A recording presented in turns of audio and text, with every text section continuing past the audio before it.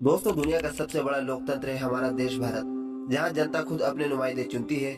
ये माना जाता है कि जनता के ही प्रतिनिधि जनता के हित में और जनता के लिए काम करेंगे। लेकिन कई बार जनता ने जिन प्रतिनिधियों को चुना है, वह राजनीति को अपनी मिल्कियत समझ लेते हैं। वो आवाम की आवाज नहीं बनते, बल्कि आवाम की आवाज दबाने का काम शुरू कर देते हैं। और कानून को अपने हाथ में लेने से भी ऐसे नेताओं को परहेज नहीं होता। कहते हैं ऐसे ही नेताओं में से था एक अतीक अहमद। दोस्तों, आखिर क्या है अतीक अहमद की कहानी, तो चलिए जानते हैं। दोस्तों, स्वागत है फिर एक बार तगरोत की नई वीडियो में। दोस्तों, संगम नगरी प्रयागराज यानी उस वक्त का इलाहाबाद, जो अपनी पवित्रता और धर्म कर्म के लिए मशहूर था।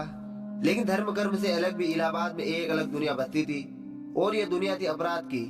इस पवित्र नगरी में चांद बाबा नाम के खुगार डॉन का खौफ इस कदर फैला हुआ था कि लोग रात में बाहर निकलने से भी डरते थे। पुलिस के लिए चांद बाबा डर का दूसरा नाम था, और इसीलिए उसके गिरोह पर भी हाथ डालने से पुलिस वाले परहेज करते थे। पूरे इलाहाबाद में चांद बाबा का डर फैला हुआ था। लेकिन कोई ऐसा भी था जो देख रहा था चांद बाबा को हराने के सपने। तांगे पर बैठकर इलाहाबाद की सड़कों पर निकलता छोटी सी उम्र का एक लड़का, और मन में ये ठान चुका था कि चांद बाबा को हराकर इलाहाबाद का डॉन बनना है। ये लड़का कोई और नहीं, बल्कि बाहुबली विधायक अतीक अहमद थे, जिनसे एक वक्त में पूरे राज्य की पुलिस घबराती थी। दोस्तों, साल 1962 में एक तांगे वाले के परिवार में सबसे बड़े बेटे के रूप में जन्मा एक लड़का, और नाम रखा गया अतीक अहमद। पिता इलाहाबाद की सड़कों पर तांगा चलाते थे और परिवार का पेट भरते थे। अतीक अहमद के बाद उसके परिवार में और भाई बहन भी हुए। परिवार बढ़ने लगा और साथ ही बढ़ने लगी गरीबी। जैसे जैसे अतीक बड़ा होने लगा, घर की गरीबी उसके दिमाग पर असर डालने लगी। पिता ने बच्चों को जैसे तैसे पढ़ाई के लिए स्कूल भेजा, लेकिन अतीक का मन तो कहीं और था। उसका पढ़ाई में मन नहीं लगता था। वो पैसे कमाने के सपने देखने लगा। अतीक को जल्द से जल्द अमीर बनना था। 10वीं क्लास में फेल होने के बाद पढ़ाई छोड़ दी और गुंडागर्दी में लग गए। उसका मकसद था इलाके के सबसे बड़े माफिया चांद बाबा को हराना। वो चांद बाबा जिसका उस समय इलाहाबाद के साथ साथ आसपास के सारे इलाकों में सबसे बड़ा गैंगस्टर माना जाता था। चांद बाबा के आतंक से कई छोटे मोटे गुंडे मवाली परेशान थे, और जैसे जैसे अतीक का प्रभाव बढ़ने लगा, उन सब ने चांद बाबा के खिलाफ अतीक अहमद का साथ देना शुरू कर दिया। और बड़ी ही तेजी से प्रयागराज में चांद बाबा के अलावा एक नाम की गूंज सुनाई देने लगी, और वो नाम था चकिया के तांगे वाले का बेटा अतीक अहमद। महज 17 साल की उम्र पर अतीक अहमद पर हत्या का पहला आरोप लगा। लेकिन ये सब उसके हौसले पस्त नहीं कर रहे थे, बल्कि और बढ़ा रहे थे। चांद बाबा गैंग से अक्सर अतीक अहमद की गैंग से झगड़े की खबर आने लगी। धीरे धीरे चांद बाबा का रुतबा कम होता गया और अतीक अहमद का रुतबा बढ़ता गया। इलाहाबाद के इस नए गैंगस्टर की नजर सिर्फ इलाहाबाद तक सीमित नहीं थी, बल्कि ये तो पूरे राज्य में अपने आतंक का राज कायम करना चाहता था। करीब 10 सालों में ही अपराध की दुनिया में अतीक ने बड़ा नाम कमा लिया था। गरीब तांगे वाले के बेटे के पास अब पैसों की कोई कमी नहीं थी। कहा जाता है छोटी सी उम्र में ही अतीक पर 80 से ज्यादा हत्या की साजिश, रंगदारी, धोखाधड़ी, अमर्स अटैक जैसे कई मामले दर्ज हो चुके थे। उस समय पूरे इलाके में अतीक अहमद के नाम की तूती बोलती थी। लेकिन एक चीज ऐसी भी थी जो अतीक की पहुंच से दूर थी, और वो थी सत्ता की पावर। अतीक अहमद का 1989 तक बड़ा कद हो चुका था। पुलिस भी अतीक अहमद के नाम से खौफ खाने लगी थी। कई बड़े नेताओं में भी अतीक अहमद का बैठना उठना था, और इसीलिए अतीक अहमद को यह समझ आने लगा कि पैसे के अलावा अगर पावर भी चाहिए तो सियासत के शतरंज को खेलना होगा। साल 1989 में अतीक अहमद ने निर्दलीय उम्मीदवार के रूप में इलाहाबाद से पहला चुनाव लड़ा। दूसरी तरफ चांद बाबा भी चुनावी संग्राम में थे, लेकिन जीत मिली अतीक अहमद को। अब अतीक अहमद राजनेता बन चुके थे, लेकिन सफेद कपड़ों में नजर आने वाले इस माफिया के काम अभी भी काले ही थे। जीत के कुछ समय बाद ही चांद बाबा की सरबजार हत्या कर दी गई, और आरोप अतीक अहमद पर थे।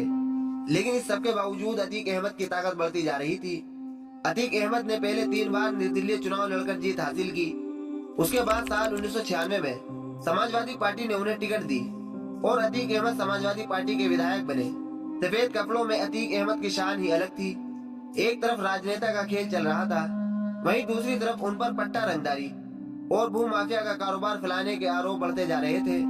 अतीक अहमद करोड़ों रुपए की संपत्ति के मालिक बन चुके थे। अतीक अहमद को हथियार रखने का भी शौक था, और वो वक्त आ चुका था जब अतीक को अपने सारे शौक पूरे करने थे। जब भी अतीक का काफिला निकलता, तो महंगी गाड़ियां उनके काफिले का हिस्सा होती थी। कहा जाता है 4 बार विधायक बन चुके अतीक अहमद के कब्जे में अरबों रुपए की जमीन थी। 2004 में अतीक अहमद ने राजनीति में एक नई राह चुनी। 2004 में अपना दल फुलपुर सीट से अतीक को सांसद का टिकट दिया। और अतीक अहमद ने इसमें जीत भी हासिल की। प्रयागराज के माफिया ने संसद तक का सफर पूरा कर लिया था। तांगे में बैठकर जिन सपनों को अतीक अहमद ने देखा था अब वो पूरे हो रहे थे। लेकिन कहते हैं ना, अगर अपराध के दलदल में कोई एक बार फंस जाए तो बाहर निकलना नामुमकिन है, और यही हुआ अतीक अहमद के साथ। 2004 में जब अतीक अहमद ने फुलपुर सीट से सांसद का चुनाव लड़ा तो उनकी इलाहाबाद की परंपरागत सीट खाली हो गई। अतीक ने अपने भाई अशरफ को यहाँ से चुनाव लड़ाया, लेकिन अशरफ चुनाव हार गए। बीएसपी नेता राजू पाल ने अशरफ को मात दी और ये बात अतीक अहमद को पसंद नहीं आई। राजू पाल को चुनाव जीते अभी कुछ महीने ही बीते थे कि उनकी हत्या करवा दी गई। राजू पाल के काफिले पर अतीक अहमद की गैंग ने जोरदार फायरिंग की और राजू पाल को 19 गोलियों से छल्ली कर दिया गया। सिर्फ 10 दिन पहले ही राजू पाल की शादी हुई थी, लेकिन अतीक अहमद को राजनीति में चैलेंज करना राजू पाल के लिए मौत का सबब बन गया। राजू पाल की पत्नी पूजा ने अतीक अहमद और उसके भाई पर मामला दर्ज करवाया। उस वक्त राज्य में समाजवादी पार्टी की सरकार थी। कहा जाता है अतीक अहमद पर कोई कार्रवाई नहीं हुई। अगली बार चुनाव में अतीक अहमद ने अपने भाई अशरफ को जीत दिलवाने में कामयाबी हासिल की। इसके बाद साल 2007 में बड़ा बदलाव हुआ। उत्तर प्रदेश में मायावती की सरकार बनी और फिर शुरू हुए अतीक अहमद और उनके गैंग के बुरे दिन। बीएसपी सरकार के आते ही अतीक अहमद को राज्य का मोस्ट वांटेड अपराधी घोषित किया गया। अतीक अहमद पर इनाम भी जारी कर दिया गया था और कुछ दिन बाद खबर आई कि पुलिस ने आखिरकार दिल्ली से उन्हें गिरफ्तार कर लिया और तब से लेकर लगातार यूपी की अलग अलग जेलों में उन्हें बंद करा गया। फिर साल 1912 में अतीक अहमद ने फिर से इलेक्शन जीतने की कोशिश की और वो एक बार फिर पूजा पाल के मुकाबले में उतरे, मगर इस बार पूजा पाल ने अतीक अहमद को बुरी तरह हराया। फिर भी अतीक अहमद को खुशी इस बात की हुई थी कि उत्तर प्रदेश में सरकार सपा की बन चुकी थी और उनको लगता था कि एक बार फिर उनके पुराने दिन वापस आ जाएंगे, मगर शायद ऐसा ना हो सका। सबसे पहले साल 2014 में अतीक अहमद ने सपा के टिकट से लोकसभा का चुनाव लड़ा और उसमें भी अतीक अहमद की हार हुई। इसके बाद सन 2017 में जब यूपी में इलेक्शन हुए तो कानपुर कैंट से सपा की तरफ से अतीक अहमद को टिकट दिया गया। 22 दिसंबर साल 2016 के दिन अतीक अहमद अपने लगभग 500 गाड़ियों के काफिले से सीधा कानपुर पहुंच गया। हालात ऐसे थे कि जिधर से काफिला गुजर जाता पूरे इलाके में जाम लग जाता था। मगर दोस्तों, अब सपा के हालात पूरी तरह से बदल चुके थे और सपा की पूरी भागदौड़ मुलायम सिंह यादव की बजाय अखिलेश यादव के हाथ में आ चुकी थी। उन्होंने जब ये पूरे हालात देखे तो उन्होंने खुला तौर पर मंच से ये कह दिया था कि अतीक अहमद जैसे लोगों के लिए हमारी पार्टी में कोई जगह नहीं है, और इस तरह से एक बार फिर से अतीक अहमद को सपा से बाहर कर दिया गया। और तब से ना तो कभी अतीक अहमद की सपा में वापसी हुई और ना ही अतीक अहमद कभी जेल से बाहर आए, क्योंकि सन 2017 के बाद से लगातार अतीक अहमद जेल में ही बंद रहे। दोस्तों, वैसे तो अतीक अहमद ने अपनी जिंदगी का एक बड़ा हिस्सा जेल में रहकर ही गुजारा, मगर जेल के अंदर भी अतीक अहमद ने ऐसे ऐसे काम किए जिसके बारे में कोई इंसान सोच भी नहीं सकता।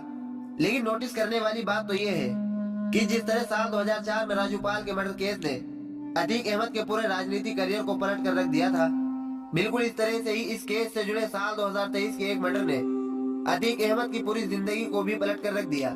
ये मर्डर हुआ था दरअसल 24 फरवरी सन 2023 के दिन, जब राजूपाल हत्याकांड के गवाह उमेश पाल को गोली मारकर खुलेआम इलाहाबाद की सड़कों पर कत्ल कर दिया था। और इसी मर्डर के बाद ही पुलिस प्रशासन ने अतीक अहमद के ऊपर और भी ज्यादा सख्ती के साथ शिकंजा कसना शुरू कर दिया। पहले तो इस मर्डर में शामिल शूटर के साथ साथ अतीक अहमद के बेटे यानी असद का भी इनकाउंटर हुआ और उसके बाद खुलेआम मीडिया के सामने 15 अप्रैल के दिन अतीक अहमद और उसके भाई अशरफ की भी हत्या हो गई। हालांकि दोस्तों, अतीक अहमद और उसके भाई अशरफ के कत्ल को जिस तरह से अंजाम दिया गया था, यानी कि पुलिस प्रशासन और मीडिया की मौजूदगी में, वो अभी भी सवालों के घेरे में है। और हर जिम्मेदार नागरिक यही सवाल पूछ रहा था कि आखिरकार पुलिस प्रशासन की मौजूदगी में ये सब कुछ मुमकिन कैसे हो सकता है। फिलहाल दोस्तों, आज की इस वीडियो को यहीं पर खत्म करते हैं। दोस्तों, अगर आपको ये इन्फॉर्मेशन पसंद आई तो वीडियो को लाइक करें, कमेंट करें और चैनल को सब्सक्राइब करें।